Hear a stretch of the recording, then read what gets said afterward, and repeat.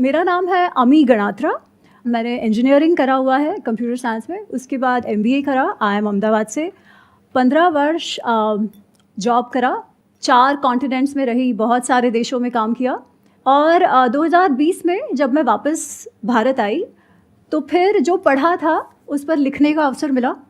तो महाभारत अनरावल्ड करके जो पहली पुस्तक है वो लिखी, बहुत अच्छा रिस्पॉन्स रहा, सबने बहुत सराहा। उसके पश्चात रामायण अनरावल्ड लिखी।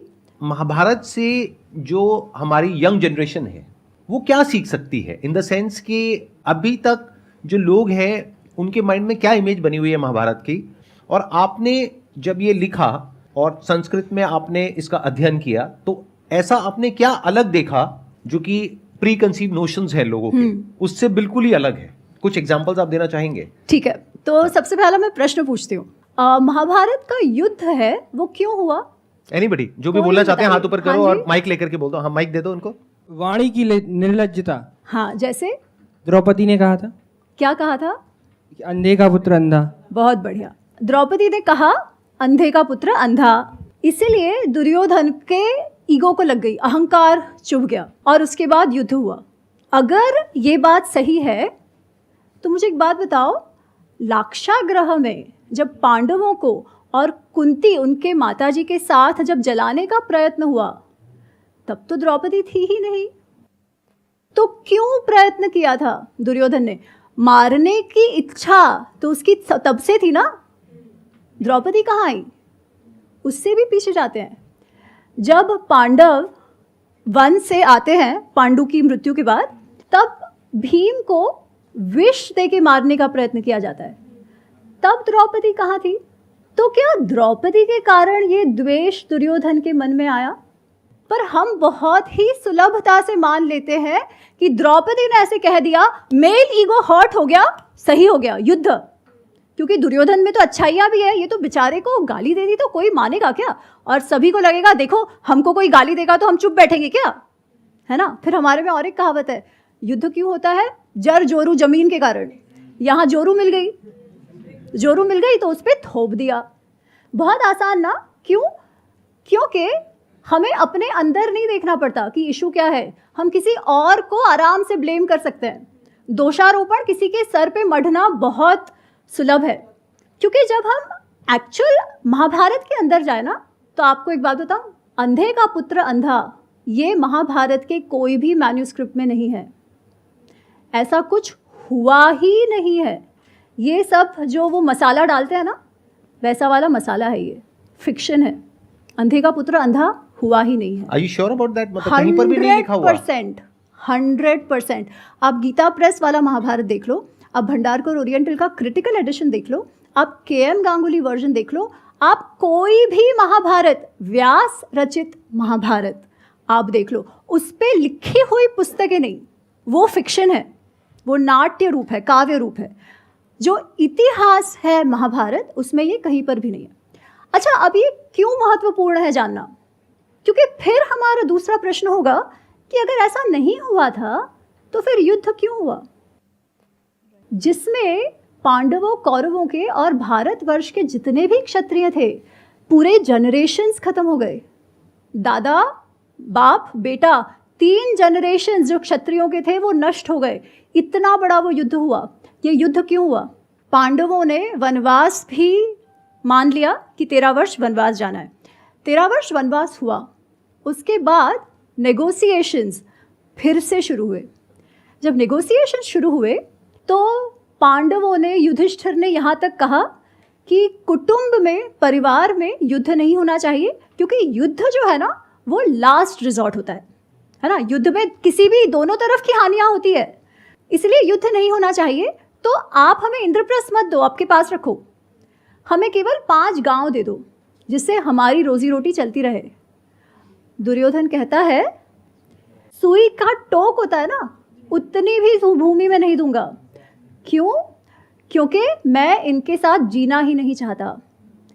इतना अधिक मात्सर्य भाव, जलसी जिसे कहते हैं ना, जलसी और अहंकार, इनके साथ जीना नहीं चाहता। तो मेरे अहंकार के लिए मैंने इतने जनरेशन्स को नष्ट करवा दिया। तो फिर इससे हमारा की टेक अवे क्या है? कोई भी निर्णय जब हम काम, क्रोध, लोभ, मोह, मद, मात्सर्य, extreme attachment and desire, anger, गुस्सा, बहुत ज्यादा गुस्सा, बहुत ज्यादा लोभ, लालचीपना, बहुत ज्यादा मात्सर्य, बहुत ज्यादा अहंकार में जब कोई भी निर्णय लिया जाएगा तब हमारा पतन होना निश्चित है। अच्छा बुरा इंडिविजुअल ट्रेट्स की बात नहीं है। जब निर्णय लेने का समय आता है तब आप किस भाव से लेते हो? क्या लोभ में, क्रोध में, मुझे ये चाहिए, वैसा मुझे चाहिए क्योंकि मुझे चाहिए, माय वे और हाईवे, ऐसा डिसीजन लेते हो, या ये मेरे लिए अच्छा है इसलिए मुझे लेना चाहिए भले मुझे अच्छा ना लगे? कैसे निर्णय लेते हो? That determines. अब this lesson is so different from everything else that you heard कि सब में सही है, सब में गलत है। जब आप ऐसे कहते हैं कि सब में वाइट भी है, सब में ब्लैक भी है, तो हम क्या कहते हैं? मेरे में भी तो ब्लैक है, उनमें भी तो था, चलता है।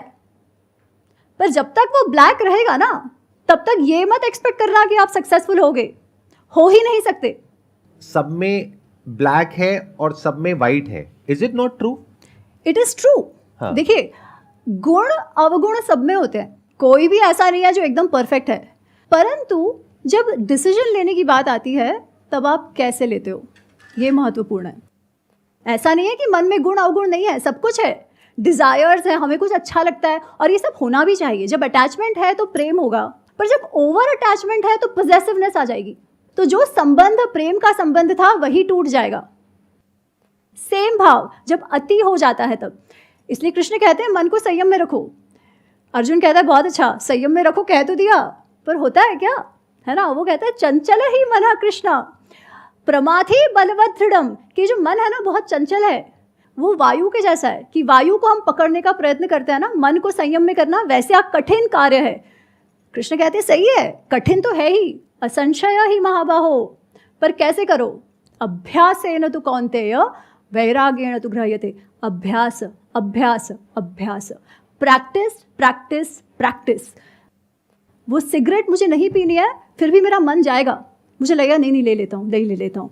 आप 2-3 बार मन को बोलोगे ना नहीं लेना है, फिर चौथी बार मन नहीं करेगा, है ना? आप कोई भी कार्य करके देखो, असंभव कुछ नहीं है, पर प्रैक्टिस के अलावा कोई ऑप्शन भी नहीं है। आप ये कह रहे हैं कि जो गुण हैं अवगुण हैं वो सब में होते हैं मन के स्तर पर, लेकिन कुछ लोग हैं जो अपनी बुद्धि के हिसाब से चलते हैं, यानी बुद्धि से मन को कंट्रोल करते हैं, और कुछ है जो मन के हिसाब से चलते हैं। So what you are saying is कि it should not translate into action at the level of man. सबके साथ में वही होता है, यानी काम, क्रोध, लोभ, ये सब सबके अंदर होता है, करेक्ट। बट कुछ उसके बेस पे एक्शन लेते हैं, कुछ उसके बेस पे एक्शन नहीं लेते हैं, यानी वो सही और गलत, धर्म और अधर्म के बेस पे एक्शन लेते हैं। That's what you are saying, right? Correct. और मैं ये भी उसमें कहना चाहती हूँ कि जब आप मन के बेसिस पर एक्शन लेते हो ना, तो उसका कॉन्सिक्वेंस तो होना ही है। फिर कॉन्सिक्वेंस जब होता है तब हम अपने आप को विक्टिम समझने लगते हैं कि सब बाहर की गलती है। नहीं, हमारे साथ जो भी होता है ना, वो कुछ भी किसी की गलती नहीं है, हमारी स्वयं की गलती के अनुसार के हिसाब से ही जो होता है वो होता है। तो we have to start owning our actions and the outcomes.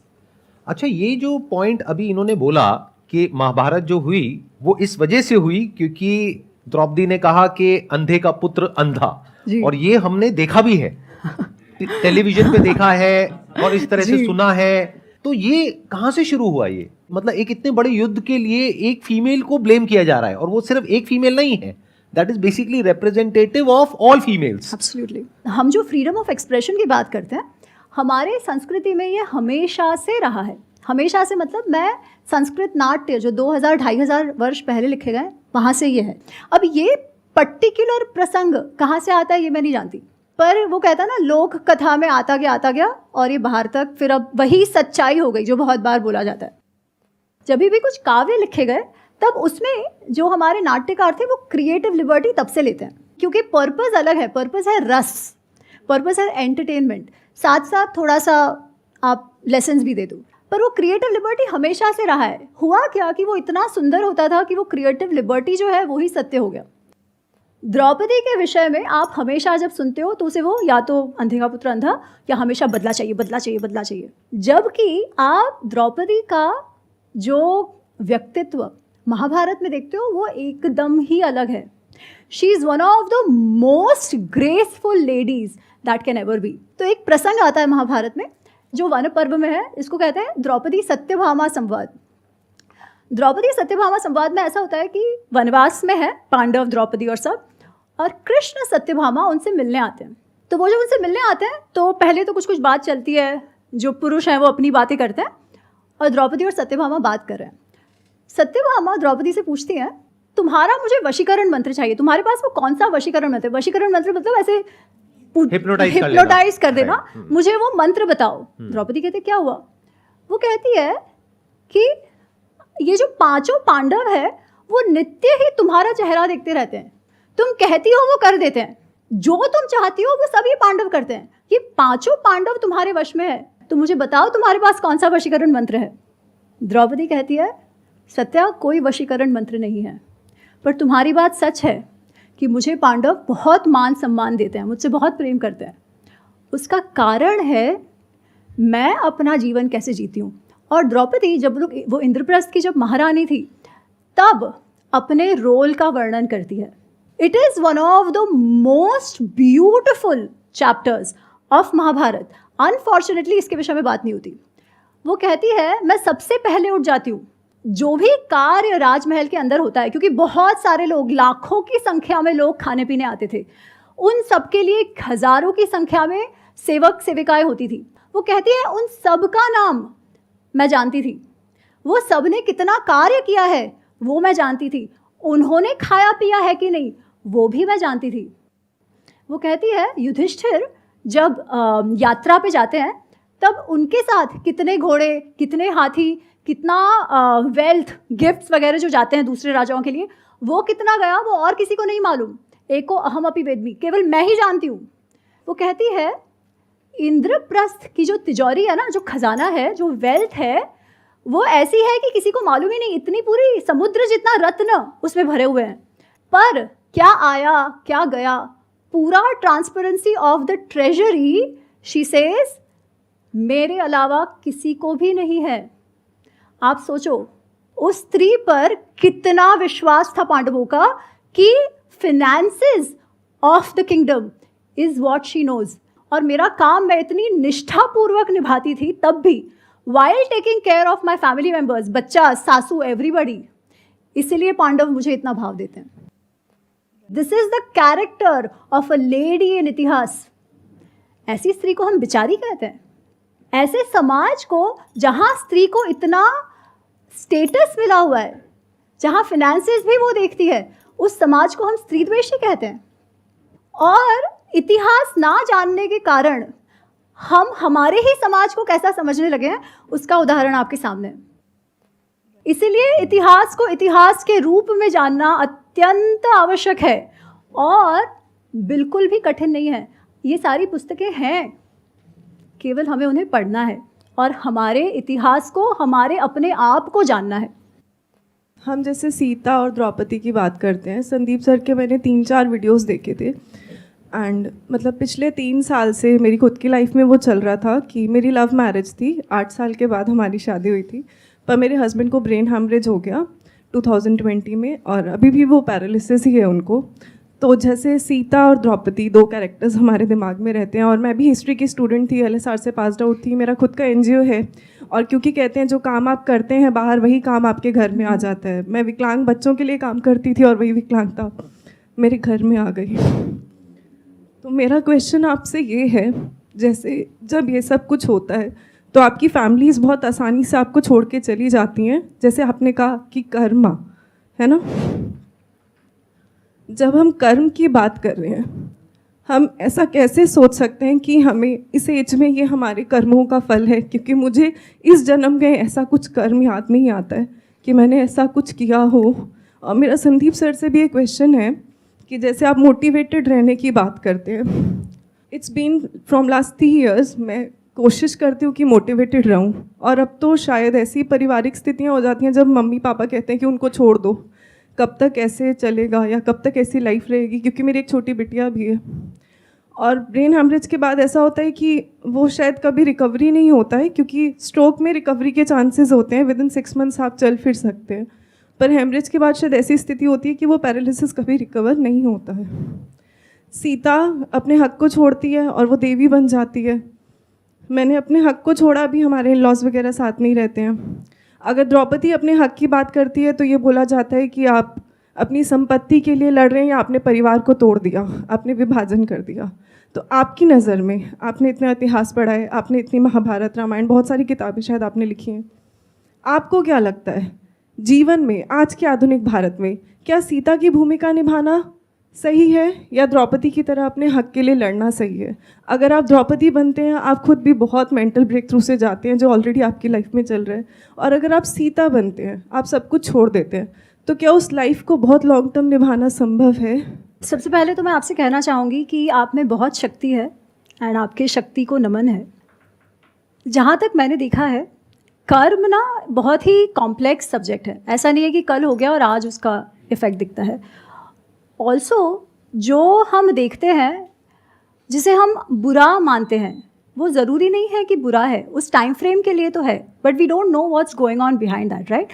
पर आपको एक बात बताती हूँ, द्रौपदी या सीता माँ, उन दोनों के ही जीवन में हक छोड़ा, हक रखा, ये सब नहीं है। तकलीफ़ें तो आई थी, जो नहीं आनी चाहिए थी वो भी आई थी, जो हम जितना देखते हैं दे डिडंट डिज़र्व, बट जो भी आया, that is one thing that they did not lose, जिसके कारण हम दोनों को ही आज मानते हैं। That is the sense of कर्तव्य भाव and the sense of grace. Forget what stories we heard. परिस्थिति कोई भी हो, क्योंकि परिस्थिति पे हमारा कंट्रोल है ही नहीं, है ना, बिल्कुल भी कंट्रोल नहीं है। अच्छा होता है, बुरा होता है, ऐसी चीज़ें हो जाती हैं जो कभी सोचा ही नहीं था। Who do we blame for it? We don't know. आपकी परिस्थिति में ऐसे देखती हूँ कि आपके पति जो हैं, उनके जीवन के जो भी कर्मफल जो भी होंगे, उनको आपके साथ मिलवाया ही इसीलिए है ताकि जो भी आपका जो सामर्थ्य है वो उनके जीवन के लिए काम आए। अच्छा, अब इसके आगे क्या करना है वो आप प्रेशराइज मत करिए, बिकॉज आप पर आपकी बेटी का भी कर्तव्य भार है, ठीक है। इसलिए क्या करना है वो आपको निर्णय करना है, पर आपके साथ ऐसा हुआ उसमें आप किसी को दोष मत दीजिए। वो इसलिए हुआ है क्योंकि कहीं ना कहीं पहली बात तो है, ऋणानुबंधन की एक बात होती है जो मैं बहुत सीरियसली मानती हूँ। पिछले जन्मों का कहो, जो भी कहो, जिनके साथ जितना समय जिस परिस्थिति में निभाना होता है ना, वो निभाना ही पड़ता है। जहाँ तक वो ऋणानुबंधन है वो रहता है। जब वो ऋणानुबंधन खत्म हो जाए ना, तब आप कितना ही प्रयत्न करो, वो नहीं रहता। I also add something in it, क्योंकि ये सिर्फ आपकी प्रॉब्लम नहीं है, ये हमारी पूरी की पूरी सोसाइटी की प्रॉब्लम है। क्योंकि होता क्या है कि यहाँ पर सुपरस्टिशन बहुत ज़्यादा है, अंधविश्वास बहुत ज़्यादा है, हमारी सबकी नस नस में दौड़ रहा है। तो होता क्या है कि कहीं भी कुछ गलत होता है हमारे साथ में, तो हम कुछ ऐसी चीज़ों को ब्लेम करने लग जाते हैं जिसका दूर दूर तक उससे कोई कनेक्शन नहीं होता है। जैसे आपने जो कहा, मैं उसी बात को रिपीट कर रहा हूँ। आपने क्या कहा कि मैं एनजीओ में काम करती थी जहाँ पर इस तरह के पेशेंट्स होते थे, और ये कहा जाता है, मुझे नहीं पता कौन कहता है ऐसा, बट जो भी कहते हैं कि जहां आप जिस तरह की सिचुएशंस में काम करते हो वैसे ही कुछ आपके साथ होने लग जाता है। ये सब बकवास है। इस तरह की बातें मानना इज इलॉजिकल, इज अनसाइंटिफिक, क्योंकि अगर यही होता, इसका मतलब वो डॉक्टर्स जो कैंसर को क्योर कर रहे हैं उन सबको कैंसर हो जाता या उनके घर में हो जाता। It does not make any sense. Number one, that has to be very clear. हां, अगर कोई ऐसी बीमारी है जो कि ट्रांसमिट हो सकती है, then it makes complete sense. कोई वायरल इन्फेक्शन है, बैक्टीरिया इन्फेक्शन है, वो वहां से आपने कैच किया, आपसे उनको हो गया, makes complete sense. But if there is something that is not transferable और फिर आप ये कह रहे हैं, तो that is unscientific. That is one. तो never be unscientific in your thinking, because the moment you are unscientific, यानी आप लॉजिक से हटते हैं, रीजनिंग से हटते हैं, तो आप सुपरस्टिशियस हो जाते हैं। Then you become vulnerable to such people जो आपके फियर का बेनिफिट लेते हैं, आपके कंफ्यूजन का बेनिफिट लेते हैं, आपको ऐसे रास्तों पर लेकर के जाते हैं जहां पर आगे सिर्फ डार्कनेस होती है। तो never get into that territory. This is a message for all of you and like say everybody who is watching me, क्योंकि the moment you start accepting these baseless arguments और these superstitious beliefs as facts, वहीं से हमारा downfall शुरू हो जाता है, हमारी थिंकिंग का। अब हमारी जो थिंकिंग है उसका कोई ग्राउंड ही नहीं है। इट्स लाइक अ बॉटमलेस पिट, वो गिरती जाएगी नीचे नीचे। That is one. सेकेंड, ये जो लॉ ऑफ कर्मा का पूरा कॉन्सेप्ट है ना, इससे ज्यादा मिसअंडरस्टूड और कोई कॉन्सेप्ट नहीं है। अगर आप मेरे स्टैंड पॉइंट से देखेंगे, जहां तक मैं भी पहले इसको समझता था, मैं भी कुछ ऐसा ही समझता था जहां तक मैंने स्टडी किया था या समझा था, कि हमारे कुछ कर्म हैं, कुछ संचित कर्म हैं जो पिछले जन्मों के हैं, जो चले आ रहे हैं, उसकी वजह से हमारे साथ में कुछ हो रहा है। तो अगर कभी हमने पास्ट लाइफ में कभी कुछ बुरे कर्म करे हैं तो उसका तो फल मिलेगा ही। मेरे स्टैंड पॉइंट से आप देखेंगे, जो हो सकता है इनके स्टैंड पॉइंट से बिल्कुल अलग हो। जो एक करता है उसका असर सब पे होता है, और जो सब करते हैं उसका असर एक पर होता है। तो अपने आप को ब्लेम करना बिल्कुल छोड़ दो, इस गलतफहमी से बिल्कुल बाहर आ जाओ कि मैंने कुछ ऐसा किया जिसकी वजह से मेरे साथ में कुछ ऐसा हो रहा है, या उन्होंने कुछ ऐसा किया जिसकी वजह से उनके साथ में ऐसा हो रहा है। We can talk about it, we can debate about it. मैं आपको बताता हूं मेरा टेक क्या है, आप बताइएगा आपका क्या टेक है इसके ऊपर। मैं कैसे देखता हूं इस दुनिया को कि ये जो हमारे नोशंस हैं, अलग अलग जो रिलीजन्स हैं उनके अलग अलग नोशंस हैं। तो मैं क्या कह रहा हूं, इन सबको अगर हम एक बार को हटा दें, जो भी लिखा हुआ है उसको हटा दें। मैं ये नहीं कह रहा वो लिखा हुआ गलत है, मैं ये कह रहा हूं कि हो सकता है हमारा इंटरप्रिटेशन गलत हो सकता है वो जैसे करके हो कि एज एन एग्जाम्पल के ऐसा होता है और उसका हमने अपने आप ही कुछ और मतलब निकाल लिया। तो मेरे हिसाब से लॉ ऑफ कर्मा क्या है, मेरे स्टैंड पॉइंट से अगर आप समझेंगे तो, कि जो एक करता है उसका असर सब पे होता है। यानी कि क्या, आज जिस जगह पर अभी हम बैठे हैं, Delhi, which is one of the most polluted cities in the world, यहां पर जो बच्चा पैदा हो रहा है, क्या वो उसके बुरे कर्म है जिसकी वजह से वो पैदा हो रहा है? क्योंकि उस बच्चे को पॉल्यूटेड एयर ब्रीथ करनी पड़ रही है, जिसकी वजह से उसको कुछ ऐसी बीमारियां हो गई है कि वो तड़प तड़प करके मर रहा है। किसकी वजह से? अपने पास कर्म की वजह से? अरे नहीं, हमारी पूरी की पूरी सोसाइटी की वजह से, या पूरी ह्यूमैनिटी की वजह से, अगर और ब्रॉडली देखो तो। अब ये जो आर्ग्यूमेंट्स होते हैं ना, इसको हम बारीकी से नहीं देखते हैं, इस वजह से हम कंफ्यूज हो जाते हैं। और जैसे हम कंफ्यूज हो जाते हैं तो लोग आ जाते हैं हमको मिसगाइड करने के लिए, कि कुछ भी आपको बोलेंगे और फिर कहेंगे कि अच्छा ठीक है, आपको ये करना है, अब आपको वो करना है, ये कर्म कांड है, ये पहन लो, वो पहन लो, ये कर लो, वो कर लो, यहां चले जाओ, वहां चले जाओ, all that stuff, and then you are completely lost. जैसे बहुत सारे लोग ये समझते हैं कि जो भी हम करते हैं वो हमने कुछ किया होता है और एक बीज की तरह होता है जो हमने बोया, अब उसका फल मिल रहा है। तो जब सोसाइटी में कोई रेप होता है उसके लिए किसको ब्लेम करोगे? उस इंसान को जिसके साथ में वो हो रहा है, क्योंकि पुराने जन्मों में उसने कुछ किया है। अगर ये लॉ ऑफ कर्मा की आपकी थ्योरी है तो अगर किसी के साथ में कुछ गलत हो रहा है तो क्यों हो रहा है, उसके पीछे बहुत सारे रीजंस हैं, और वो रीजंस बहुत ही ऑब्वियस हैं। उसमें किसी मिस्टिकल बात को हमको बीच में घुसाने की जरूरत नहीं है। यानी कि वहां पे लॉ एंड ऑर्डर की प्रॉब्लम है, जो जस्टिस सिस्टम है उसकी प्रॉब्लम है, कि अगर कोई गलत करता है तो उसको सजा मिलने में 20 साल, 30 साल, 50 साल लग जाते हैं। तो लोगों के अंदर उसका डर नहीं है, लीगल सिस्टम का। क्रिमिनल्स होते हैं वो बच करके निकल जाते हैं। जो उस बच्चे की अपब्रिंगिंग है, जिसने ऐसा कुछ गलत किया, उसकी अपब्रिंगिंग में प्रॉब्लम है, एजुकेशन सिस्टम में प्रॉब्लम है, तो हम इन सबको ठीक नहीं करेंगे। हम क्या करेंगे, इसका एक ओवर सिंप्लीफाइड आंसर उठा करके लोगों को दे देंगे, क्योंकि उसको समझाने में भी मेहनत नहीं है समझाने वाले को, और समझने वाले को भी अपना दिमाग नहीं लगाना है। ग्लोबल वार्मिंग किसकी वजह से हो रही है? किसी एक की वजह से हो रही है, हम सब की वजह से हो रही है। Why don't we take responsibility? Humanity की वजह से हो रही है। अच्छा, ग्लोबल वार्मिंग की वजह से अगर कहीं पर बाढ़ आती है, मान लेते हैं दुनिया के किसी पार्ट में आती है, जो आएगी फ्यूचर में, और वहां पर लाखों लोग मर जाते हैं, क्या उन लाखों लोगों ने कुछ गलत कर्म करे हैं जिस वजह से वो मर गए हैं? Does that make any sense to you guys? तो हो क्या रहा है, अगर ध्यान से समझोगे, ध्यान से ऑब्जर्व करोगे, कि इस पूरे यूनिवर्स में कहीं पर भी अलग अलग कहीं कुछ है ही नहीं। Everything is inter related and interconnected. तो जो भी एक इंसान कुछ कर रहा है, उसका डायरेक्टली या इनडायरेक्टली असर पूरी सोसाइटी पे आ रहा है। आज अगर आप अपने बच्चे की जिस तरीके से अपब्रिंगिंग कर रहे हो, देखने में लग सकता है कि उसका असर वहीं तक है, बट वो बच्चा आगे जाएगा सोसाइटी में, वो हो सकता है टीचर बनेगा या इंजीनियर बनेगा, डॉक्टर बनेगा, क्या उसका असर और आगे नहीं आएगा? अगर उसके अंदर एंगर है तो क्या वो एंगर, फ्रस्ट्रेशन या जो भी प्रॉब्लम्स है वो आगे ट्रांसफर नहीं हो जाएगी? तो क्या एक का असर सब पे नहीं आ रहा है? एक चेन नहीं बन रही है पूरी की पूरी? Can't we see that? Isn't it obvious? हम क्या करते हैं, इसका एक ओवर सिंप्लीफिकेशन निकाल देते हैं कि एक बच्चा है, उसने मान लो गुटखा खाने का डिसीजन लिया, तो उस बच्चे की गलती है। बच्चा मतलब 15-16 साल का, जहां पर यूजुअली ये सब चीजें शुरू होती है। अच्छा, उसकी गलती है सच में? क्या उसके अंदर इतनी बुद्धि है कि वो ये समझ पाए कि इसकी वजह से क्या होने वाला है आने वाले 20 साल बाद? तो क्या हम पूरा ब्लेम उस पर डाल सकते हैं, उसके कर्मों पर डाल सकते हैं? या फिर हम है सोसाइटी जहां पर के इस तरह की एड्स कर रहे हैं वो लोग जो आपके हीरो हैं, जिनके लिए आप लड़ने मरने कटने को तैयार हो जाते हो, जिनके बारे में अगर मैंने नाम ले दिया तो आप लोग आकर के मुझे ही उल्टा बोलने लग जाओगे, जिनके बारे में आप कुछ सुन नहीं सकते हो, आपके सो कॉल्ड हीरो, वो जाकर के ऐसी चीजों की ऐड कर रहे हैं। तो क्या उस बच्चे को जो कैंसर हो रहा है वो उस गुटखा कंपनी की वजह से हो रहा है?